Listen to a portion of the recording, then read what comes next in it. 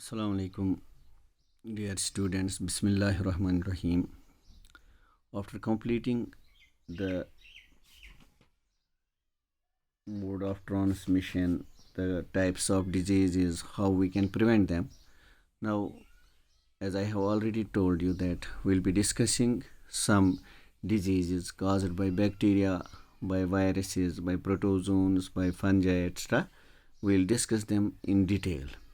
The first one here, which I am going to discuss with you, is the typhoid. Typhoid. It is a bacterial disease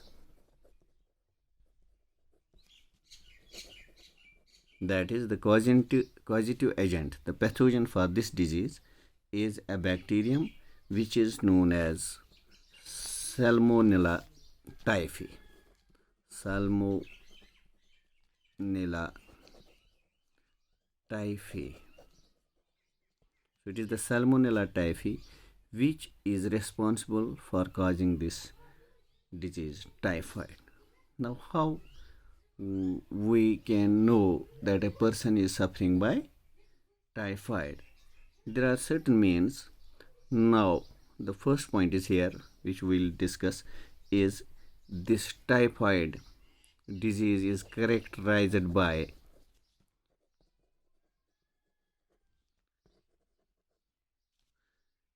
undulating fever. Undulating fever. That is, the patient suffers from fever, right? At times he feels normal, and next time he feels he is suffering again from fever. तो ये fever जो है कभी चढ़ता है कभी उतरता है, ठीक बुखार आता जाता है रहता है, राइट. This is one. और इसमें जो है इन्फ्लेमेशन होती है, सूजन होती है, स्वेलिंग है इलियम की, कोलन की, ठीक है बेटा, और लिवर की. This is another characteristic of this disease, typhoid. Another point which is the characteristic of this typhoid is diarrhea. Diarrhoea, ठीक है ना, लूज मोशन. उसका वजह भी जो है वो हम आगे बताएंगे, क्योंकि ये जो है सैल्मोनेला टाइफी जो है डायरेक्टली जो है it enters into the GIT, gastro intestinal tract. फिर जब इंटेस्टाइनस में ये पहुंच जाता है तो it interrupts with the intestinal cells, और उनका जो वाटर एब्जॉर्प्शन पावर होता है उसको कम करता है. That leads to this diarrhoea. ठीक है बेटा. अनदर पॉइंट, ये डिजीज़ जो है टाइफाइड, इसको और एक नाम दिया जाता है, आल्सो कॉल्ड एंट्रिक फीवर भी इसको कहते हैं, एंट्रिक फीवर. ठीक है बेटा, या इसको गैस्ट्रिक फीवर भी कहते हैं. कुछ बुक्स में आप स्लो फीवर भी देख सकोगे, या एब्डोमिनल टाइफस. ठीक है बेटा. अब इसके बाद जो है, अब इसका इंक्यूबेशन पीरियड है जब कोई पैथोजन जिस्म के अंदर दाखिल होता है तो कितना टाइम लेता है ये डिजीज़, जिसका वो काजिटिव फैक्टर होता है, काजिटिव एजेंट होता है, उसको स्प्रेड करने में, उसको इस शख्स में स्प्रेड करने में वो कितना टाइम लेता है. That is the incubation period. और इंक्यूबेशन पीरियड है जो ये सैल्मोनेला टाइफी का, it is 1 to 3 weeks. 1 to 3 weeks. Once the pathogen enters into the body, the person can develop this typhoid disease within a week or up to 3 weeks, right? Then it is mode of transmission. कैसे transmit होती है ये disease? How this disease is transmitted? how a person develops this disease, what is the causative factor, right? So इसको जो है, इसकी mode of transmission जो है दैट इज फीको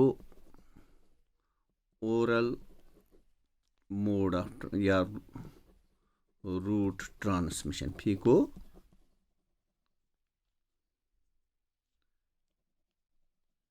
वो क्या हो गया, फीको मीन्स ये जो फिक्स होता है जब ये पेशेंट, ठीक है ना, when he goes for ejection, ठीक, जो फीकल मैटर उसका होता है that contains this Salmonella typhi, right.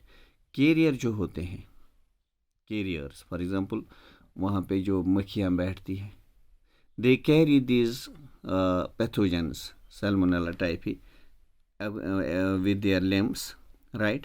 And when they sit on our food items or water bodies, right, they carry them to their food or that water and contaminate it, right? Now that food or that water contains this salmonella typhi, right? Then when a person takes it, always it is taken orally through mouth, right? तो ये मुंह के ज़रिए जो है इंसान के digestive system तक पहुंच जाता है, गैस्ट्रो इंटेस्टाइनल ट्रैक्ट में पहुंच जाता है। That is why we call it कि इसको कहते हैं हम कि इसका जो है फीको ओरल रूट ट्रांसमिशन है। फीका से ये कैरी किए जाते हैं ये pathogens, these are then transferred to food and water and which is being contaminated with this bacteria or bacterium, and then through mouth it is taken inside the body where it this infects the digestive system or the digestive tract, right? So और एक point यहाँ पे जो है, तो इसका जो mode of transmission है that is the contaminated food and water. और ये याद रखें कंटेमिनेट वो होता है विथ सैल्मोनेला टाइफी, ओके बेटा। Then comes next point that is pathogenesis. अब पैथोजन एंटर क्या होके क्या करता है, how it grows, how it develops, how it causes infection, right. तो दैट इज पैथोजेनेसिस। तो पैथोजेनेसिस में जो है ये जो सैल्मोनेला टाइफी है, ये बैक्टीरियम जो है which is responsible for this typhoid, ये जब इंटर होता है विथ फूड और water, it directly इंटर्स into gastro intestinal tract, GIT, gastro intestinal tract, ठीक है। तो वहाँ पे जो है ये याद रखें आप, वहाँ पे इंटर होता है थ्रू कंटेमिनेटेड फूड और वाटर। वहाँ पे पहुँच के ये क्या करता है, वायर वहाँ पे ये इन्वेड करता है, ठीक है ना, अटैक करता है किनको, इंटेस्टाइनल सेल्स को। जब इंटेस्टाइनल सेल्स को ये अटैक करता है तो उसकी वजह से जो है उनकी जो पावर ऑफ एब्जॉर्प्शन होती है तो वो इसको इनहिबिट करता है, इनहिबिट्स एब्जॉर्प्शन ऑफ वाटर। तो वाटर एब्जॉर्ब नहीं होता है नेचुरली। जब वाटर एब्जॉर्ब नहीं हुआ तो वो अनडाइजेस्ट फूड के साथ इजेस्ट होगा and that is leads to विच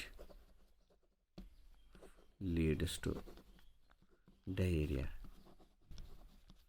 ये सिम्टम्स में हमने लिखा है कि इसे जो है डायरिया होता है।